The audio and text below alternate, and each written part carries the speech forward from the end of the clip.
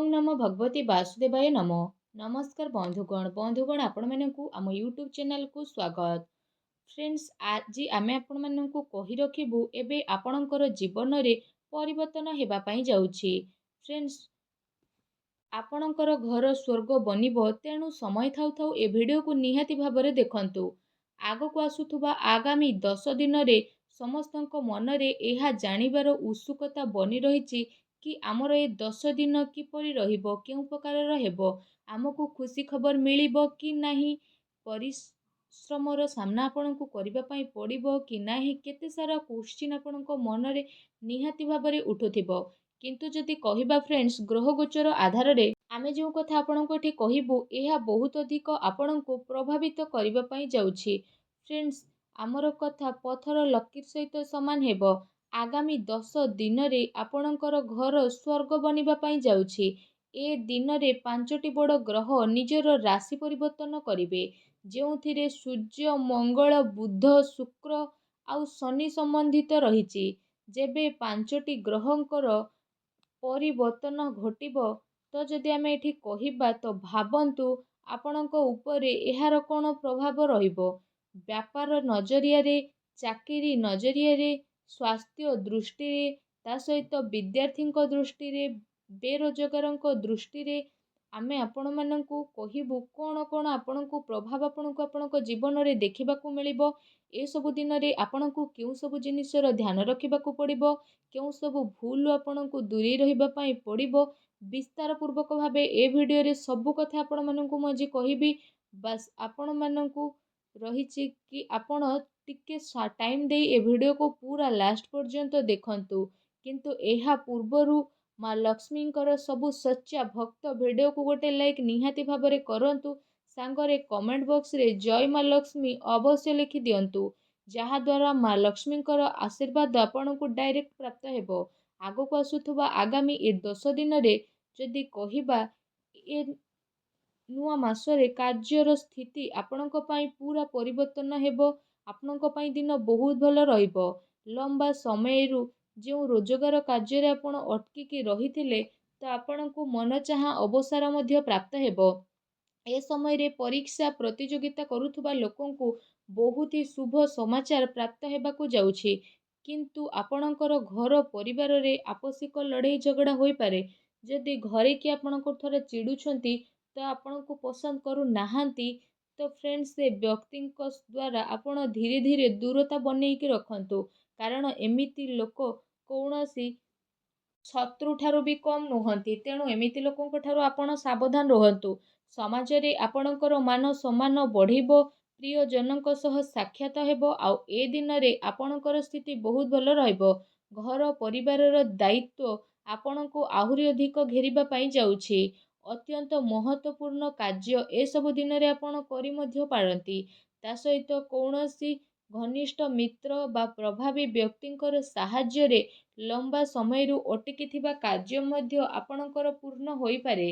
आपण गोटे कथार निहाती ध्यान रखंतु, पूरा फोकस परिवार जरूरत को पूरा करिबा आउ संबंध को सुधारिबारे ही रखंतु।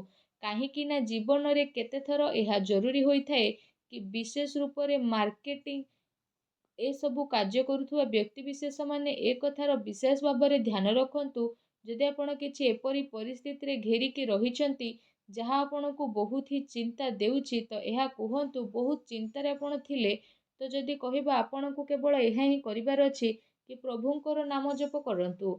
आपणको भगवानंकर भक्ति रे लीन रहिबार अछि। बास आपणको केवल एतिकी भाबिबार अछि कि मो सहित श्री रघुनाथ अछंती, कौनसी कथार चिंता मते नाही। बास भगवान कर ए कथा को आपण जदि चिंता करिवे तो आगो को आसुथुवा समय को आपण बदलाई मध्य पारिबे।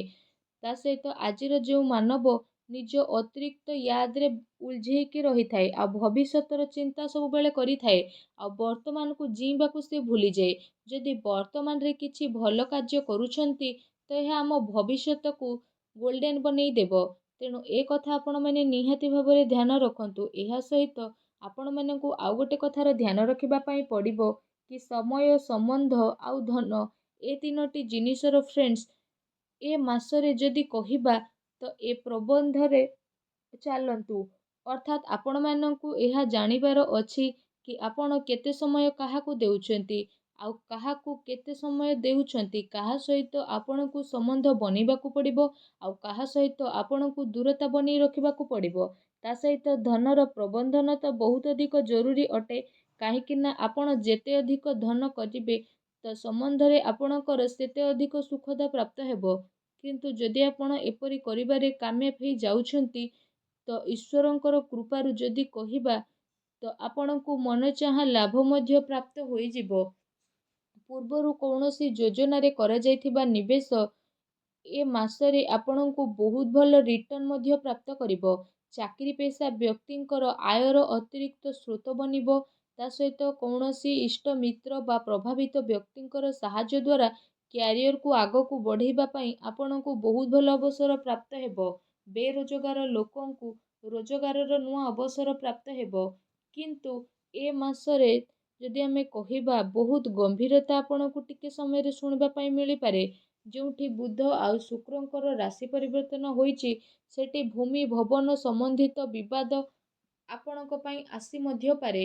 ବହୁତ ଲମ୍ବା ସମୟରୁ ଯାହା ସବୁ ପ୍ରୋବ୍ଲେମ୍ ଚାଲିଥିଲା, ତ ସେ ସବୁକୁ ସୁଲଝାଇବା ପାଇଁ ଆପଣଙ୍କର ଚପଲ ଯେଉଁ ହୋଇଯାଇଥିଲା, ତ ଏବେ ସ୍ଥିତିରେ ବଡ଼ ପରିବର୍ତ୍ତନ ଆସିବ।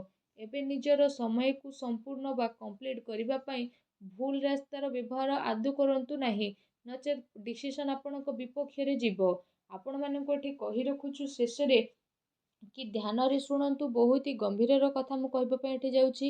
ଆପଣଙ୍କୁ ନିଜର ବ୍ୟାପାର ବା ନିଜର କାର୍ଯ୍ୟ ବହୁତ ଅଧିକ ଲାଭ ମଧ୍ୟ ମିଳିପାରେ। ବ୍ୟାପାରରେ ଅଟକିଥିବା ଧନ କିମ୍ବା ଲୋକଙ୍କୁ ଦିଆଯାଇଥିବା ଧନ ଆପଣଙ୍କୁ ପ୍ରତ୍ୟାଶିତ ରୂପରେ ୱାପସ ମଧ୍ୟ ମିଳିପାରେ।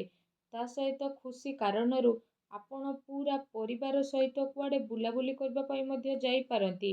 ଏମିତି ଲୋକଙ୍କୁ ନିଜର ଗୁପ୍ତ ଇନଫର୍ମେସନ୍ ଆଦୌ ଦିଅନ୍ତୁ ନାହିଁ, ଯେଉଁମାନେ ପରେ ଆପଣଙ୍କ ପଛରେ କଥାବାର୍ତ୍ତା କରନ୍ତି। ଯଦି ଏସବୁ କଥାକୁ ଆପଣ ବୁଝି ନେବେ, ତ ଆପଣ ଆପଣଙ୍କ ଜୀବନରେ ଉଚ୍ଚାଇକୁ ପ୍ରାପ୍ତ କରିନେବେ।